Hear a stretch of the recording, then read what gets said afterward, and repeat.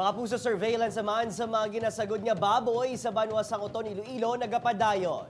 Samtang Iloilo City Veterinary Office nagpanghatag na sang bulong para sa pag-disinfect sa mga tangkal. Inigitutukan ni Zen Kilantang.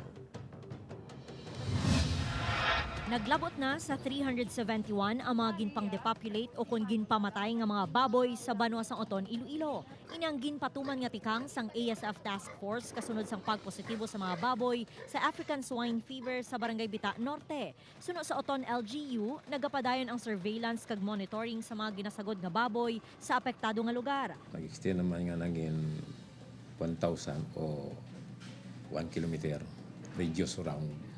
Sagwa dira, may nagkandak ang DE, upod man ang mga tinawo. Sige ang surveillance kag nakuha sa mga blood sample para ipa-test. Sa subong, ang sa red affected zone, may mga boundary control kita dira nga gina-check. Kag dira hindi na makagawa ang baboy, hindi man makasulod. Mas ginpahugot pa ang security measures sa mga checkpoints sa kada barangay. Diri sa Barangay Kabuluan Sur, magluwas sa buhi ng mga baboy kag pork-related products, hindi naman makalabay ang mga salakyan. Subong man diri sa Bita Sur nga ginadumilian ang mga pangayaw nga makasulod sa lugar. Ginachikyar sang maayo ang mga nagagwa kag nagasulod. Dugang pa sang Oton LGU, magabutang man sang checkpoint sa tanan nga border sa mga LGU.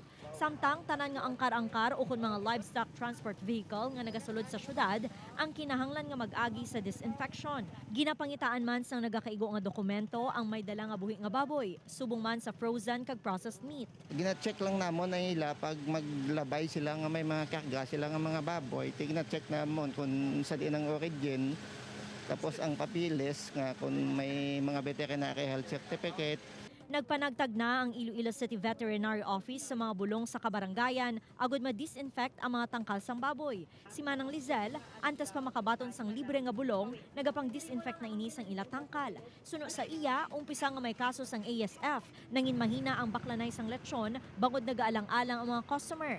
Budla subong ako niya, gapangitang-ita ko kung ano naman source ng income ko kay hindi ta nimpaktan, syempre wala ta kabalo kung di man gahalalin ang baboy mo. Tinga ako na yan nga, kumbaga, kung wala na kuya stock ang nabili ni sa rowas ko, paubos ko lang anay. Upod Karamal Porkia, Zen Kilantang, One Western Visayas.